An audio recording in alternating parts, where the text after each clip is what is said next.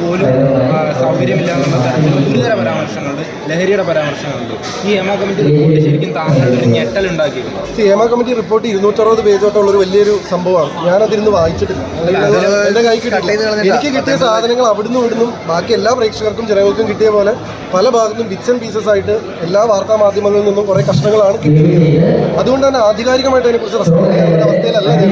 പക്ഷേ സ്വാഭാവികമായിട്ടും ഇങ്ങനെ ഒരു അവസ്ഥയുണ്ടെങ്കിൽ അതിന് കൃത്യമായിട്ടുള്ളൊരു സൊല്യൂഷൻ വേണം, അതിലൊരു സംശയമില്ല.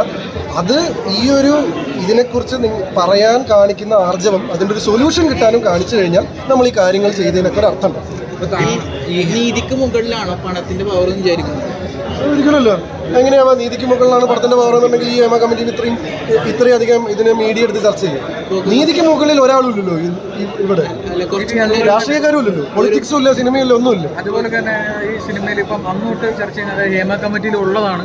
സിനിമയിൽ ഒരു 15 അംഗ പവർ കമ്മിറ്റി ഉണ്ട്, പവർ ഗ്രൂപ്പ് ഉണ്ട്. അതുപോലെ തന്നെ അതിൽ ഇന്നലെ വരുന്ന ന്യൂസിൽ പുറത്തു വരുന്നത് അതിൻ്റെ മെയിൻ ഹെഡ് ദിലീപാണ് എന്നുള്ള രീതിയിലൊക്കെ ന്യൂസുകൾ പുറത്തു വരുന്നുണ്ട്. അപ്പോൾ അങ്ങനെ എന്തെങ്കിലും തോന്നുന്നുണ്ടോ ഇത്ര നാൾ ഫീൽഡിൽ? എനിക്ക് പേഴ്സണലി അങ്ങനത്തെ എക്സ്പീരിയൻസ്, കാരണം എന്താ വെച്ചാൽ ഞാൻ മലയാള സിനിമയിൽ ഒരു ഭയങ്കര പ്രോമിനൻറ്റ് ഫിഗർ അല്ല. ഞാൻ കൊല്ലത്തിൽ അവസാനമായി ചെയ്ത സിനിമ പ്രോപ്പറായിട്ട് പറഞ്ഞാൽ 2016 പ്രേതം, പിന്നെ കഴിഞ്ഞ കൊല്ലൊരു നീരജ.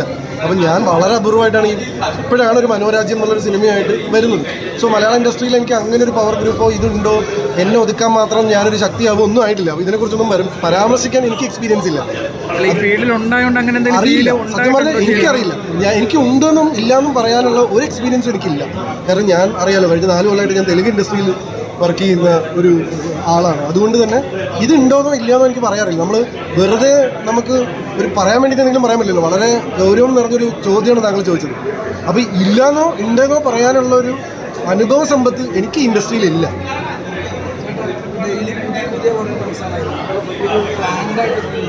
അല്ല, നേരത്തെ ചോദിച്ച അതേ ചോദ്യത്തിൻ്റെ വേറെ സ്വഭാവമാണ്. കൂക്കി തോൽപ്പിക്കാൻ നോക്കണം, അറിയില്ല, അത് അന്വേഷിക്കണം. നമുക്കിത് അറിയില്ല, നമുക്കിത് എങ്ങനെ പറയാൻ പറ്റുക? നിങ്ങൾക്ക് തന്നെ പറയാൻ പറ്റില്ല. നിങ്ങൾ ഇതിനെക്കുറിച്ചാണ് എല്ലാ ദിവസവും കേൾക്കുന്നത്. ഞാനിപ്പോൾ ഈ പടത്തിൻ്റെ പ്രൊമോഷൻ്റെ ഇടയിൽ കയറി വന്നപ്പോൾ നിങ്ങൾ എല്ലാവരും കൂടെ എന്നെ വളഞ്ഞിട്ട് ചോദിച്ച ചോദ്യമാണ്. ഇതിൻ്റെ ഇടയിൽ സ്വാഭാവികമായിട്ട് എനിക്ക് ഇതിനൊരു ആധികാരികമായിട്ട് ഉത്തരം പറയാനുള്ളൊരു എക്സ്പീരിയൻസ് എനിക്കില്ല. അപ്പോൾ എനിക്ക് എങ്ങനെയാണ് പറയാൻ പറ്റുക ഇത് പ്ലാൻഡ് പരിപാടിയാണോ സംഭവമാണോ എന്ന്? കഴിഞ്ഞ 3 ആഴ്ചയായിട്ട് ഈ ആരും കേൾക്കാത്ത മനോരാജ്യം എങ്ങനെ നാട്ടിലേക്ക് എത്തിക്കും? നിങ്ങളുടെ ഹേമ കമ്മിറ്റിക്കാരൻ പടം പോലും പ്രൊമോട്ട് ചെയ്യാൻ പറ്റുന്നില്ല. കാരണം ഇത് തുറന്ന ഹേമ കമ്മിറ്റിയാണ്, കൊടുക്കുന്ന ഇന്റർവ്യൂ പോലും നാട്ടുകാരിലേക്ക് എത്തുന്നില്ല. അപ്പോൾ ഇതെങ്ങനെ ഇനി എങ്ങനെ പ്രൊമോട്ട് ചെയ്യും? പ്രൊഡ്യൂസറെ എങ്ങനെ സേഫ് ആക്കും നോക്കുന്ന സമയത്ത് ഈ സാധനം പഠിക്കാനുള്ള ഒരു അവസരം കിട്ടിയിട്ടില്ല. ക്ഷമിക്കണം. അതുകൊണ്ട് തന്നെ എനിക്കിത് ആധികാരികമായിട്ട് പറയാറില്ല. എനിക്കിതിനകത്ത് ഞാൻ കിട്ടിയ ഇൻഫർമേഷൻസ് എന്ന് പറയുന്നത് ഈ ഇൻഡസ്ട്രിയിലുള്ള ഒരു വ്യക്തി എന്നുള്ള രീതിയിൽ ഞാൻ കണ്ടത് ക്രെഡിബിൾ ആയിട്ടുള്ള കുറേ ന്യൂസ് ചാനൽസുകളാണ്. അതിൽ നിന്നും കിട്ടിയ ഇൻഫർമേഷനിൽ എനിക്ക് മനസ്സിലായൊരു കാര്യം, പിന്നെ എൻ്റെ സഹപാഠികൾ കൊടുത്ത കുറേ പത്രസമ്മേളനങ്ങളും അല്ലെങ്കിൽ എൻ്റെ സഹപ്രവർത്തകർ കൊടുത്ത കുറച്ച് പത്രസമ്മേളനങ്ങളിൽ നിന്നും ഞാൻ മനസ്സിലാക്കിയത്, എനിക്ക് തോന്നിയ എൻ്റെ പരിമിതമായ അനുഭവത്തിൽ നിന്ന് മനസ്സിലാക്കിയത്, ഇത് ലീഗലായിട്ട് ഒരു പ്രൊഫഷണൽ സിസ്റ്റം അന്വേഷിച്ചിട്ട് കണ്ടെത്തേണ്ട പരിപാടിയാണ്. അതായത് നമ്മളെ പോലെ പ്ലീസ് എന്നെ പോലെ ഒരാൾ ഇരുന്നിട്ട് ഇതിനെക്കുറിച്ച് അഭിപ്രായം പറയാനൊന്നും അല്ല ചെയ്യേണ്ടത്. System should interfere and find A solution for this. ഇപ്പോൾ ഈ അന്വേഷണം നടത്തണം എന്ന് പറയുമ്പോഴും ഹേമ കമ്മിറ്റി അന്വേഷണം നടത്തിയപ്പം 1,75,00,000 രൂപയോളം ചിലവായി. ഇനിയിപ്പോൾ SIT വരുമ്പം എത്രയാണെന്ന് അറിയില്ല. ഈ ഒരു അന്വേഷണത്തിനൊക്കെ ഇത്രയൊക്കെ ചിലവ് വരുമെന്ന് തോന്നുന്നുണ്ടോ? അല്ല, അതിന്റെ ചെലവിന്റെ കാര്യം എഗെയിൻ എനിക്കൊരു ഐഡിയ ഇല്ല. ശരിയാണെന്ന് തോന്നുന്നുണ്ട്. നോർമലി ഒരു തെറ്റല്ല ഇത്. ഇത്രയും നിങ്ങളിപ്പോൾ ഇതുമായിട്ട് ഒരു ബന്ധമില്ലാത്ത പാവം മനോരാജ്യം പടം പ്രൊമോട്ട് ചെയ്യാൻ വന്ന എന്നെ വരെ നിങ്ങളിങ്ങനെ എടുത്തിട്ട് ഇതിനെക്കുറിച്ച് ചോദിപ്പിക്കണമെങ്കിൽ ഇത് നിങ്ങൾക്കൊരു സംസാര വിഷയമാണല്ലോ. തീർച്ചയായിട്ടും. അപ്പോൾ സ്വാഭാവികമായിട്ടും ഇത് കേരളം ചർച്ച ചെയ്യുന്ന ഒരു സാധനമാണല്ലോ. അപ്പോൾ സ്വാഭാവികമായിട്ടും അതിനൊരു സൊല്യൂഷൻ വേണമല്ലോ. അല്ല, അത് മാത്രമല്ല, ഞാനതാ പറഞ്ഞത്, ഞാൻ ഈ വല്ലപ്പോഴും മലയാളത്തിൽ വന്നിട്ട് കഴിഞ്ഞ 6 കൊല്ലത്തെ ഗ്യാപ്പിന് ശേഷം വന്നിട്ട് ഒരു പടം ചെയ്യുന്ന എന്നെ വരെ നിങ്ങൾ ഇങ്ങനെ വെച്ച് ചോദിക്കണമെങ്കിൽ ഇതിനൊരു റെലവൻസ് ഈ ടോപ്പിക്കിനുള്ളതുകൊണ്ടല്ലോ. അപ്പോൾ സ്വാഭാവികമായിട്ട് ഒരു സൊല്യൂഷൻ വേണ്ടേ? അതിനാണല്ലോ നമ്മുടെ നിയമവ്യവസ്ഥിതി. അപ്പം നമ്മൾ കാശ് ചിലവാന്ന് പറഞ്ഞിട്ട് നമ്മൾ ഒരാൾക്ക് അസുഖം വന്നാൽ കാശ് ചിലവായ സത്യമാണോ എന്ന് എൻ്റെ ചോദ്യം. അല്ല, അതെനിക്കറിയില്ല. അതെങ്ങനെ എനിക്ക് പറയാൻ പറ്റുക? അതെ, ഏകദേശം നമുക്കൊരു ഇതൊക്കെ ഒരു എനിക്ക് ലീഗൽ സിസ്റ്റത്തിന്റെ എക്സ്പെൻഡിച്ചർ എന്താണെന്ന് എനിക്കറിയാം. നിങ്ങൾ ഈ പടം പ്രൊഡ്യൂസ് ചെയ്യാൻ എത്ര ചിലവായി ചോദിക്കും, ഞാൻ ഉത്തരം പറയാം. കാരണം ഇതിന്റെ കൂടെ ഞാൻ പ്രൊഡ്യൂസറിനോടൊപ്പം കട്ടക്ക് തന്നെയാണ്. എവിടെയൊക്കെ എന്തൊക്കെ ചിലവുണ്ട് ചോദിച്ചാൽ എനിക്കറിയാം. മറ്റേത് എൻ്റെ സിസ്റ്റം അല്ലല്ലോ. ഒരു ലീഗൽ സിസ്റ്റം എങ്ങനെ വർക്ക് ചെയ്യുന്ന അതിൻ്റെ പ്രൊഫഷണൽ ചിലവ് എങ്ങനെയാണെന്ന് എനിക്ക് അറിയില്ല. കാരണം ഞാൻ കാലങ്ങളായിട്ടും സിനിമയിലാണ്, അല്ലെങ്കിൽ തെലുങ്ക് സിനിമ ഇൻഡസ്ട്രിയിൽ എത്ര ചിലവാണ്ട്, മലയാളത്തിൽ എത്ര ചിലവാണ്ട് ചോദിച്ചാൽ ഞാൻ പറയായിരിക്കും. കാരണം ഇത് എൻ്റെ ഫീൽഡാണ്.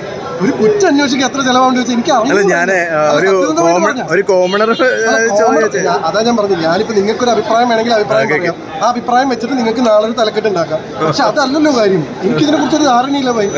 കാരണം ഞാൻ ലോ അല്ല പഠിച്ചിട്ടുള്ളത്. നമ്മുടെ ഭാഗത്ത് നിന്ന് ഈ ഹേമ കമ്മിറ്റി റിപ്പോർട്ടിനെ പറ്റി പ്രതികരിക്കുന്നതിൽ വീഴ്ച സംഭവിച്ചിട്ടുണ്ട്. പല ആൾക്കാരും നമ്മുടെ ഭാഗത്ത് നിന്ന് വീഴ്ച ഉണ്ടായിട്ടുണ്ട്. നമ്മുടെ പല മെമ്പേഴ്സ് പലരും പല രീതിയിൽ ഇപ്പോൾ പ്രതികരിച്ച് കഴിഞ്ഞിട്ടുണ്ടല്ലോ. അവരുടെ പ്രതികരണം എന്നുള്ളത് മാത്രമല്ല എന്ന് വെച്ച് കഴിഞ്ഞാൽ അവർ കുറച്ചും കൂടെ സ്വാഭാവികമായിട്ടും അവരെന്ന് പറയാൻ പറ്റില്ല, ഞാനും അമ്മ മെമ്പർ തന്നെയാണ്. സ്വാഭാവികമായിട്ടും അമ്മയെ അസോസിയേറ്റഡ് ആയിട്ടുള്ളൊരു സിറ്റുവേഷന് നമ്മൾ കുറച്ചും കൂടെ ഗൗരവമായിട്ട് തന്നെ അതിനകത്ത് റെസ്പോൺസ് വേണം. അത് വിചാരിച്ചിട്ട് ഇത് GP പറഞ്ഞു എന്ന് പറഞ്ഞ് തലക്കെട്ടിടരുത്, ബുദ്ധിമുട്ടുണ്ടാക്കരുത്. ഞാൻ വല്ലപ്പോഴും നിങ്ങൾ ചോദിച്ചോട് ഇത്രയും നല്ലതായിട്ട് ഉത്തരം പറഞ്ഞു വിചാരിച്ചിട്ട് നിങ്ങൾക്ക് വ്യൂവർഷിപ്പിന് വേണ്ടിയിട്ട് പണി തരരുത്. ഞാൻ പറഞ്ഞൊരു കാര്യം എന്താണെന്ന് വെച്ച് കഴിഞ്ഞാൽ ഇത് വെറും ചർച്ചകൾ നിൽക്കരുത്. ഇപ്പോൾ അമ്മ പ്രതികരിച്ചു, അവർ പ്രതികരിച്ചു, അങ്ങനെയല്ല. അമ്മയിൽ തന്നെ പല ആൾക്കാരോടും ആരോപിതർ, അവർക്കെതിരെ ആരോപണം വന്നിട്ടുള്ളത്. അവരല്ല ഇത് പറയേണ്ടത്. ഇനി ഇത് ലീഗൽ സിസ്റ്റമാണ് പറയേണ്ടത്. ഇതിൽ നിന്ന് ഔട്ട്സൈഡേഴ്സാണ്. ലൈക്ക് ഡെഫിനറ്റ്ലി ഇതിന് ഇവിടുത്തെ അംഗീകരിക്കപ്പെടുന്ന ഒരു സിസ്റ്റമല്ലേ ഇതിന് റെസ്പോണ്ട് ചെയ്യേണ്ടത്, അല്ലേ? അങ്ങനെയല്ലേ നിങ്ങൾക്ക് തോന്നുന്നത്? അല്ലാതെ ഇവിടുത്തെ സെലിബ്രിറ്റീസ് ആണോ ഇതിന് റെസ്പോണ്ട് ചെയ്യേണ്ടത്? അല്ലല്ലോ. അതും ആ സെലിബ്രിറ്റീസ് എല്ലാം ഇങ്ങനെ ഇപ്പം നിങ്ങൾ തന്നെ പറയുന്നു അങ്ങോട്ടും ഇങ്ങോട്ടും ഓരോ ആരോപണങ്ങൾ. അങ്ങനെയാണോ അത് ഡീൽ ചെയ്യേണ്ടത്? ഇതൊരു സിസ്റ്റം കയറി വന്ന് അവരോട് പറയേണ്ട മൊഴികളല്ലേ? അവരല്ലേ ഇതെല്ലാം ഡീൽ ചെയ്യേണ്ടത്, അല്ലേ? സിസ്റ്റത്തിൽ ജനങ്ങൾക്ക് വിശ്വാസമില്ല.